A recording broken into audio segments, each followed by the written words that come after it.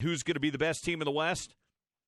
I don't know. And if anybody tries to tell you they know right now, they're lying to you, because it could be pretty wide open for 4 or 5 teams, which we haven't been able to say in quite some time. Right, Bowler? Bill, how are you? Yes, indeed. What a crazy week we have been through in the NBA. I don't know if we'll see it again, something of this magnitude. It just, I'd say there was a 48-hour period there where it just was rolling one after the other, and then Kawhi finally made his decision to go with the Clippers. And then the stunner, obviously, was the Paul George deal with OKC. It looks like they're in the process of dismantling the Thunder, and Westbrook may be on his way too. But, wow, a terrific, I think, for the Jazz. Very, very aggressive in their approach. And you make a great point. The West, unpredictable, competitive, and it just got even better. And so if you're a Western Conference fan, a Utah Jazz fan, every night in this conference is going to be just one battle after another. I'm excited and ready to get at it. I really am. I can't wait. I haven't been this excited for an NBA season. I usually get excited about the postseason. The NBA season is going to be crazy. I don't know if you've sat down yet post Kawhi Paul George news, but I kind of look at it and I say there might be 5 or 6 teams you could at least make a case for winning the West. The Clippers, the Jazz, the Rockets, the Lakers, the Nuggets, the Portland Trailblazers. I think all those teams, if they're healthy in April and May, might have a chance to win this thing, Bowler. Yeah, Bill, I think you're spot on. I think it's a 5-team race right now, the way I look at it, with maybe a few surprises along the way. Sacramento's very young, but yet very talented. Don't let your guard down when you make a visit into Sacramento. But I think you hit on really the key is, and we all know sports is so unpredictable, and health comes into play, 24/7. Look, Zion got to play a half, bruises a knee, and he's done for the remainder of the summer league. I know it's cautious, right? But still, with the way that the investment is in this league now, with ownership, I wonder too, Bill, if a guy kind of pulls up a little bit or has a tweak of an ankle, how much of an impact will that have, and how long now, with the monies being spent, will they try to be more cautious after the Achilles tear of Durant? And I think that's something just to watch for as this season arrives and as it unfolds in November and through February and March. Who's healthy, and can you really get through 82 games, and can you get 75 out of most of these guys? So I think that's going to be probably one of the big factors and storylines as we continue on starting in October. Let's talk about the Jazz for a minute, the team you broadcast for. Craig Bolerjack with us here on the Bill Riley Show. I've said this a couple of times on the air, and I said it during the playoffs. It looked like during the Houston series, for the first time in its first 2 seasons, that the weight of being the man started to weigh heavy upon Donovan Mitchell. Because to beat the Rockets and to beat good teams, you can be great defensively, but you're going to have to score, and the Jazz struggled to score the basketball. And Donovan was that one guy. He's been that one guy really the last 2 seasons that could create his own shot and get there, and it looked like the ability to do that was weighing on his shoulders because the other guys were struggling. Well, they've solved that a bit now. Mike Conley, Bojan Bogdanovic. You've added Jeff Green, who can score now a little bit. You've added some nice pieces to this team. Ed Davis, not necessarily a scorer, but a guy that can add some depth here.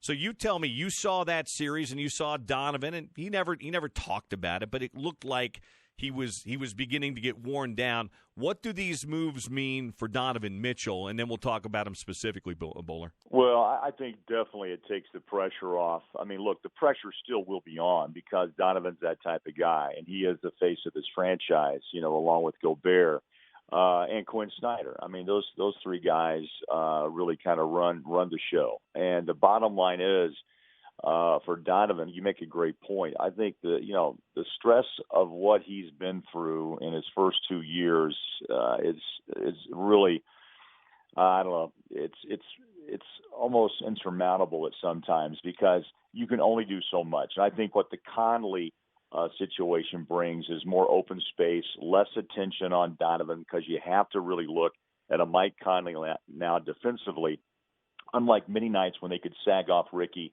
because he just wasn't an offensive threat in a consistent basis. And so you also saw in that series too, Bill, Joe Ingles got crowded out on the three-point line, doubled many times, and really had no place to move. And there was a lot of short shot clock situations, which, again, I think is the definition of that pressure you speak of, with Donovan saying, okay, you take the ball, young man, and try to hit that shot with 2 seconds left on the shot clock. So I think the floor opens. I think there's better flow. And I think with Bogdanovich as well, it just gives you that added score that, again, defenses have to put their eyes on and they have to respect, unless he begins to prove them wrong. But Bogdanovich and Conley, Bill, are both coming off career years, and you have to hope that that's going to continue for the Jazz. And I think the system is going to fit both these players extremely well, the way the Jazz run the show offensively and defensively as well. Craig, I think you hit on something a little bit earlier, too. You were talking about nights off and load management, that new buzzword we've got in the NBA now, right. Load management, something that if you were to tell John or Carl or Jerry 15 years ago, they would have looked at you sideways. But it's the reality of it now, and that's just where it is, especially when you're having to play 100 games if you win an NBA championship. There's the 82 in the regular season plus 18 more probably somewhere along the line. I don't know that the Jazz, and we haven't really seen them utilize it, but I don't know that they've been constructed the last couple of years under Quinn Snyder since they've gotten good, Craig, to be able to do the load management, because you would go to that second unit and you still had some hustle guys, and you had guys that could come off the bench and give you some time, but there was a drop-off. When you went to that second unit, especially offensively, there was a drop-off. I think what Dennis and Justin have done this summer now is built a bench to where Jeff Green, Ed Davis, maybe you bring in Joe Ingles off with the second unit on some nights. And even a guy like Emmanuel Mudiay, who's a little further down the line, but he averaged 15 a game last year for the Knicks. You now have the ability to if you're not managing games, you can certainly manage minutes a lot easier within the game, and I think that helps you as you move a little further along in the playoffs later in the year. Yeah, you throw in Royce O'Neal, you throw in George Niang, I think, who is going to play a bigger both of those players, in my opinion, will play a bigger role with that bench, and maybe even jumping in as a starter, depending on nights of matchups, which you saw Faves once in a while jump in when they went small. And he finished some games as well, which, of course, I think probably motivated Gobert even more so because he doesn't like to leave the floor. But, yeah, I think in this league, I think we saw it too, Bill, with Golden State when Looney was hurt in the championship series with the sternum injury, and he wasn't really able to go. They didn't have much to go to. I mean, look, they built that team on a strong 6, 7 guys. And then when 2 get knocked out with injury, Durant and then Klay Thompson, there wasn't a lot of options. So your point's well taken. Depth is huge in this league. If you can actually, bring a player off to rest, or like you said, a load management night where he gets a night off on a 5-game set, then you're going to build yourself, a reputation around this league, even more so in the sense of strength and depth. And I think the Jazz have made a move to do so. They've gotten stronger. They've got a point guard that is totally legit. Nothing against Ricky. Look, Rubio was a terrific guy and was probably the right player for Donovan as a rookie to mentor him. Now it's the next step. It's the next level. And I think Conley is a perfect fit for what Donovan has to go through in his development to see what it likes to be a pro and really take that pressure, as you said, Bill, on a nightly basis and rise up to it. And he made a great point in his exit interview. And I was a little bit stunned by it, but he admitted, I need to be in better NBA shape. And you know what that means is that he understands the rigors and the demands of what 82 games means throughout the regular season. I thought that was a pretty mature statement for a guy who's all of now going on 23. You just don't run across guys like that very often in this league. No, we know that guy's one of a kind, though. That much we've learned in a couple of years, no doubt about that. A couple of more minutes here with Craig Bolerjack. Is this your 15th year doing TV, Craig? Hard to believe. Bill, I can't believe it. Hey, I nailed the number, too. Hey, how about that? Yeah, nailed the number. This will be my 15th season. The late, great Hot Rod stepped off television as when the league, people may not realize this. The Jazz were the last team to do simulcasts, and for a good reason, because of Hot Rod. when I start speaking of High Rod, you just start talking like him. You know what I mean, Bill? Yeah. I'm telling you. I mean, it's unbelievable. But, he went ahead and did about, I think it was 4 more years of radio. So it was a blessing to have him.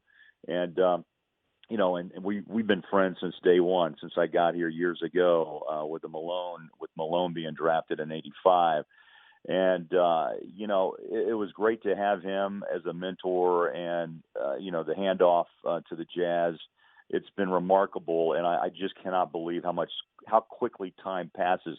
The D. Will era, the Boozer era, the AK era, all those things have come and gone, and now we're smack dab in the middle of now Donovan, Rudy, and now a guy we had in Mike Conley. It's ever-changing, as you know, in college football. There's guys that just a revolving door of players that come and go, RSL.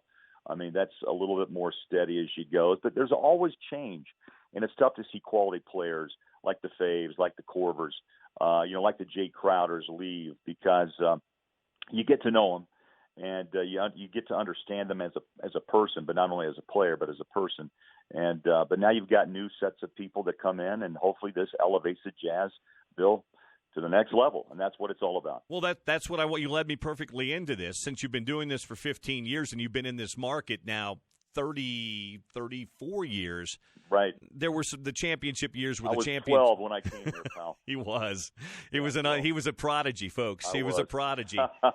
But in the 15 years you've been doing the play-by-play, on paper, 1 through 10, 1 through 11, is this the best is this the best roster you've seen? Well, on paper, yes. You look at what happened in '97 and '98 in the addition of Hornacek a couple years prior, and you had the big dog Antoine Carr and B. Ross and others. Now, look, there's always going to be a comparison. That's beautiful debate and talk on radio.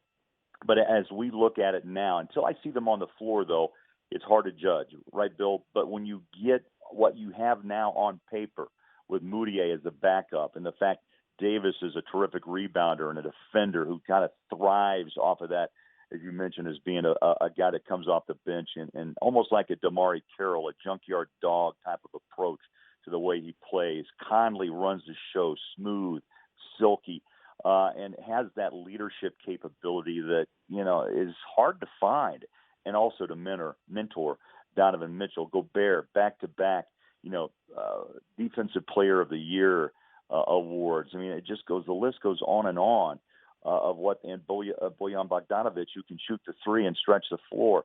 I mean, all of it is exciting on paper. I'm excited to get these guys on the floor against a really wild West.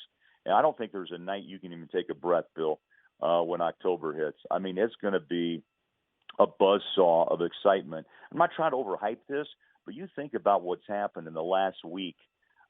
It's remarkable, the Western Conference and the talent that is on these teams on a nightly basis. Is it the Lakers? Is it the Clippers? Is it the Jazz? Like you said, is it Denver, who really surprised me all of last year of just hanging in there, of being a dominant team in the West? And will Lillard finally get something rolling with McCollum in Portland? I thought OKC may give it one more shot. But, a lot of teams finally realize that sometimes what you've run with for 5 or 6 years isn't going to work. And the Jazz have always kind of been tooling and gaining, I think, position built to this point.